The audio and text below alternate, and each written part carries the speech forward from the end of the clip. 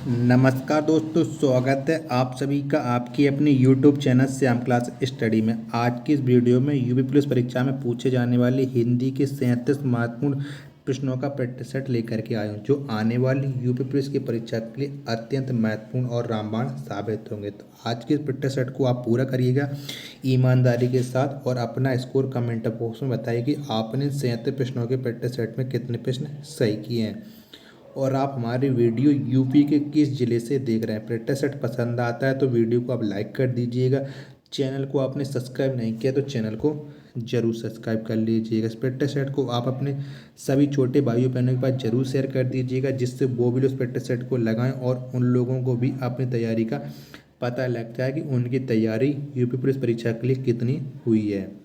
तो चलिए शुरू करते हैं आज का अपना हिंदी के 37 प्रश्नों का महत्वपूर्ण प्रैक्टिस सेट। तो पहला क्वेश्चन है आपके सामने कि वह काम बहुत ढंग से करते हैं, वाक्य का काल पहचानिए।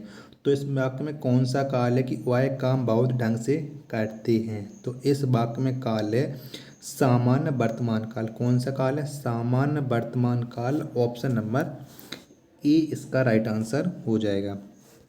अगला प्रश्न है आपके सामने कि हिंदी वर्तनी के आधार पर सही वाक्य का चयन करें। तो आपको बताना है कि इनमें से कौन सा वाक्य सही लिखा है, जबकि 3 वाक्य हैं वो गलत लिखे गए हैं। तो इसमें कौन सा हो जाएगा?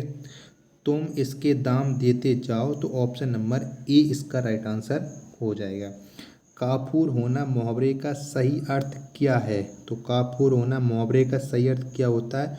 तो इसका सही अर्थ होता है भाग जाना। क्या अर्थ होता है? भाग जाना। ऑप्शन नंबर ए इसका राइट आंसर हो जाएगा। अगला क्वेश्चन है आपके सामने कि जिंदगी नामा के लेखक कौन है। तो कौन है जिंदगी नामा पुस्तक के लेखक? तो इसके लेखक है कृष्णा सोबती। कौन है? Krishna Sobti. Option number A इसका राइट आंसर हो जाएगा। नेक्स्ट प्रश्न है आपके सामने कि ब्रह्मा डॉट डॉट महेश ये तीनों डॉट डॉट जगत का संचालन करती हैं। तो क्या हो जाएगा कि ब्रह्मा विष्णु महेश ये तीनों शक्तियाँ, कौन सा हो जाएगा? तीनों शक्तियाँ जगत का संचालन करती हैं। ऑप्शन नंबर बी इसका राइट आंसर हो जाएगा। अगला है आपके सामने कि विकल्पों में से पुल्लिंग शब्द का चयन करें। तो आपको इनमें से पुल्लिंग शब्द बताना है कि इनमें से कौन सा जो शब्द है वो पुल्लिंग है। तो कौन सा है? तो इसमें जो पुल्लिंग है तेजस्वी जो शब्द है ये पुल्लिंग है। तो ऑप्शन नंबर ए इसका राइट आंसर हो जाएगा। अगला है आपके सामने मैंने आम ले लिया है, वाक्य का बहुवचन क्या होगा? तो इसका बहुवचन क्या होगा ये आपको बताना है। मैंने आम ले लिया, इसका बहुवचन होगा मैंने आम ले लिए हैं। क्या हो जाएगा? मैंने आम ले लिए हैं। ऑप्शन नंबर ए इसका राइट आंसर हो जाएगा। नेक्स्ट क्वेश्चन है आपके सामने कि थोता चना बाजे घना मुहावरे का अर्थ का चयन करें। तो इसका अर्थ क्या हो जाएगा? थोता चना बाजे घना। तो इसका अर्थ हो जाएगा दिखावा बहुत करना परंतु सार न होना। क्या हो जाएगा? दिखावा बहुत करना परंतु सार न होना। ऑप्शन नंबर सी इसका राइट आंसर हो जाएगा। अगला क्वेश्चन है आपके सामने कि दिए गए विकल्पों में से सही वाक्य चुनिए। तो आपको इनमें से सही वाक्य चुनना है कि कौन सा वाक्य इनमें सही है, जबकि 3 है वो गलत दिए गए। तो इसमें हो जाएगा सही परिवर्तन से ही विकास के चरण आगे बढ़ते हैं। ऑप्शन नंबर बी इसका राइट आंसर हो जाएगा। नेक्स्ट क्वेश्चन है आपके सामने कि किंचित तत्सम शब्द का तद्भव शब्द बताइए। तो किंचित जो तत्सम शब्द है इसका तद्भव क्या हो जाएगा ये आपको बताना है। तो इसका तद्भव हो जाएगा किंचित का कुछ। क्या हो जाएगा? कुछ। ऑप्शन नंबर ए इसका राइट आंसर हो जाएगा। नेक्स्ट क्वेश्चन है आपके सामने कि काली घटा का घमंड घटा पंक्ति में कौन सा अलंकार प्रयोग किया गया है। तो इसमें कौन सा अलंकार प्रयोग किया गया है? काली घटा का घमंड घटा। तो इसमें अलंकार है यमक अलंकार। कौन सा है? यमक अलंकार। ऑप्शन नंबर सी इसका राइट आंसर हो जाएगा। निरंतर डॉट डॉट करने से कामयाबी जरूर हासिल होती है। रिक्त स्थान के लिए उचित विकल्प कौन सा होगा? तो इसके लिए उचित विकल्प हो जाएगा कि निरंतर प्रयास करने से। क्या? निरंतर प्रयास करने से कामयाबी जरूर हासिल होती है। ऑप्शन नंबर डी इसका राइट आंसर हो जाएगा। अगला प्रश्न है आपके सामने कि अध्यापिकाएं इस शब्द के वचन के आधार पर निम्नलिखित विकल्पों में से सही संधि विच्छेद का चयन कीजिए। तो अध्यापिकाओं का आपको संधि विच्छेद बताना है कि इसका संधि विच्छेद क्या होगा। तो इसका संधि विच्छेद हो जाएगा अध्यापिका प्लस यहाँ, ऑप्शन नंबर बी इसका सही राइट आंसर हो जाएगा। पायो जी मैंने राम रतन धन पायो पंक्ति के आधार पर सही अलंकार चुनिए। तो आपको बताना है कि इसमें कौन सा अलंकार है कि पायो जी मैंने राम रतन धन पायो। तो इसमें अलंकार है रूपक अलंकार। कौन सा अलंकार है? रूपक अलंकार, ऑप्शन नंबर सी इसका राइट आंसर हो जाएगा। अगला क्वेश्चन है आपके सामने कि गाढ़ा शब्द का विलोम बताइए। तो गाढ़ा शब्द का विलोम शब्द क्या हो जाएगा? तो आप जानते हैं गाढ़ा शब्द का विलोम शब्द हो जाएगा पतला। कौन सा? पतला, ऑप्शन नंबर डी इसका राइट आंसर हो जाएगा। अगला क्वेश्चन है आपके सामने कि लोक में प्रचलित उक्ति जिसका मूल अर्थ बना रहता है और स्वतंत्र रूप से उसका प्रयोग भी किया जाता है, दिए गए विकल्पों में से सही उचित का चयन करें। तो इसका सही उचित क्या हो जाएगा आपको ये बताना है। लोक में प्रचलित उक्ति जिसका मूल अर्थ बना रहता है और स्वतंत्र रूप से उसका प्रयोग किया जाता है, तो ये किया जाता है लोकोक्ति का, ऑप्शन नंबर सी इसका राइट आंसर हो जाएगा। अगला आपके सामने कि सियार का गुण स्वभाव डॉट डॉट और है, तो इसको रेगिस्तान बनना है। तो सियार का गुण कैसा होता है? तुम जानते हो कि सियार का गुण स्वभाव धूर्तता और चालाकी है। तो ऑप्शन नंबर ए इसका राइट आंसर हो जाएगा। अगला है आपके सामने कि कौन सा विशेषण अनिश्चित संख्या वाचक विशेषण नहीं है। तो इसमें कौन सा नहीं है विशेषण, सॉरी निश्चित संख्यावाचक विशेषण नहीं है। मैं गलत पढ़ गया, उसके लिए क्षमा चाहता हूँ आपसे कि कौन सा विशेषण निश्चित संख्यावाचक विशेषण नहीं है, ये आपको बताना है। तो कौन सा नहीं है इसको आपको बताइएगा। तो इसमें सैकड़ों लोग मारे गए, ये निश्चित संख्यावाचक विशेषण नहीं है, ये अनिश्चित संख्यावाचक विशेषण है। ऑप्शन नंबर ए इसका राइट आंसर हो जाएगा। अगला प्रश्न है आपके सामने कि उपमा अलंकार में उप का अर्थ क्या है। उपमा अलंकार में उप का अर्थ क्या है? तो इसमें उप का अर्थ है समीप। क्या हो जाएगा? समीप, ऑप्शन नंबर ए इसका राइट आंसर हो जाएगा।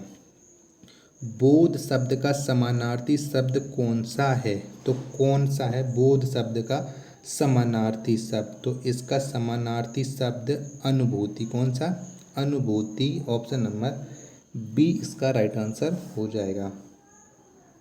नेक्स्ट क्वेश्चन है आपके सामने कि मुक्ति बोध के लिए जैनेंद्र कुमार को किस पुरस्कार से सम्मानित किया गया? तो कौन सा पुरस्कार मिला था मुक्ति बोध के लिए जैनेंद्र कुमार को? तो जैनेंद्र कुमार को मुक्ति बोध के लिए मिला था साहित्य अकादमी पुरस्कार। कौन सा? साहित्य अकादमी पुरस्कार, ऑप्शन नंबर बी इसका राइट आंसर हो जाएगा।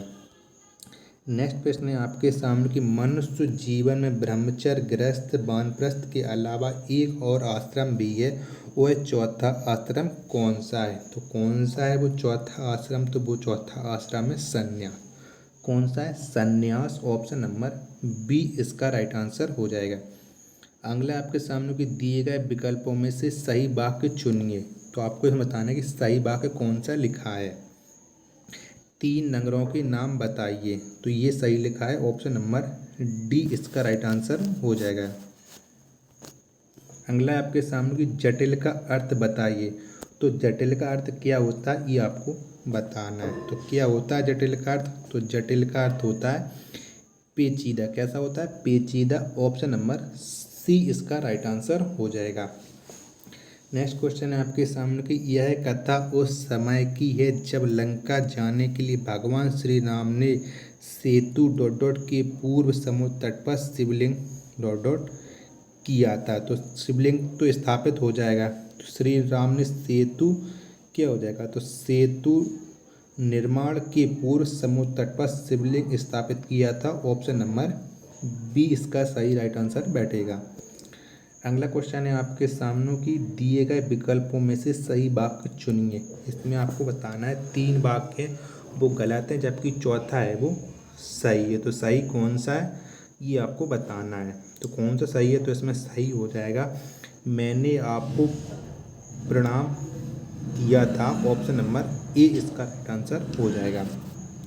विकल्पों में से स्त्रीलिंग शब्द का चयन करना है। आपको बताना है कि इन चारों में से कौन सा जो शब्द है वो स्त्रीलिंग है। तो इसमें जो अग्रजा शब्द, कौन सा अग्रजा, ये स्त्रीलिंग है, ऑप्शन नंबर डी इसका राइट आंसर हो जाएगा। सुप्त का विरोधार्थी शब्द बताइए, यानी सुप्त का आपको विलोम शब्द बताना है। तो सुप्त का विलोम शब्द हो जाएगा जागृत। कौन सा जागृत, ऑप्शन नंबर डी इसका राइट आंसर हो जाएगा। मिलजुल मन किसकी रचना है, तो किसकी रचना मिलजुल मन, तो ये रचना है मृदुला गर्ग की। किसकी है, मृदुला गर्ग की, ऑप्शन नंबर डी इसका राइट आंसर हो जाएगा। अगला प्रश्न है आपके सामने कि पुष्कर का अर्थ बताइए। तो क्या होता है पुष्कर का अर्थ, ये आपको बताना है। तो क्या होता है पुष्कर का अर्थ, तो पुष्कर का अर्थ होता है सरोवर। कौन सा होता है सरोवर, ऑप्शन नंबर सी इसका राइट आंसर हो जाएगा। अगला प्रश्न है आपके सामने कि किस वाक्य में प्रिविशेषण नहीं है। तो इन चारों विकल्पों में से 3 में प्रिविशेषण है, जबकि एक विकल्प है उसमें प्रिविशेषण नहीं है। तो वो कौन सा है वही आपको बताना है। तो इसमें बच्चे समझदार हो गए, इसमें प्रिविशेषण नहीं है, इसमें सिर्फ और सिर्फ विशेषण है, ऑप्शन नंबर बी इसका राइट आंसर हो जाएगा। अगला क्वेश्चन है आपके सामने कि पीपर पात सरस मंडोला, पीपर पात उपमा अलंकार का कौन सा अंग है। तो पीपर पात सरस मंडोला में पीपर पात उपमा अलंकार का उपमान अंग है, ऑप्शन नंबर डी इसका राइट आंसर हो जाएगा। लाल पीला होना मुहावरे का सही अर्थ क्या है। तो लाल पीला होना मुहावरे का सही अर्थ क्या है, तो इसका सही अर्थ है बहुत क्रोध करना। कौन सा बहुत क्रोध करना, ऑप्शन नंबर ए इसका राइट आंसर हो जाएगा। झूठा सच के लेखक हैं, तो कौन है झूठा सच के लेखक, तो इसके लेखक हैं यशपाल। कौन है यशपाल, ऑप्शन नंबर बी इसका राइट आंसर हो जाएगा। अगला प्रश्न है आपके सामने कि दिए गए विकल्पों में से शुद्ध वाक्य पहचानिए। तो आपको इनमें से शुद्ध बताना है कि वो कौन सा वाक्य शुद्ध है। तो इसमें शुद्ध है मोर के पंख सुंदर होते हैं, ऑप्शन नंबर ए इसका राइट आंसर हो जाएगा। अगला क्वेश्चन है आपके सामने कि विज्ञान और प्रौद्योगिकी के क्षेत्र में भारत की प्राचीन काल की डॉट डॉट से लेकर इस शताब्दी में प्राप्त महान सफलताओं की एक लंबी और डॉट डॉट परंपरा रही है। तो क्या हो जाएगा, तो इसमें हो जाएगा कि विज्ञान और प्रौद्योगिकी के क्षेत्र में भारत की प्राचीन काल की उपलब्धियों से लेकर इस शताब्दी में प्राप्त महान सफलताओं की एक लंबी और अनूठी परंपरा रही है, ऑप्शन नंबर सी इसका राइट आंसर हो जाएगा। और आज के प्रैक्टिस सेट का लास्ट प्रश्न है आपके सामने कि रेहन पर रघु किस लेखक का उपनाम है।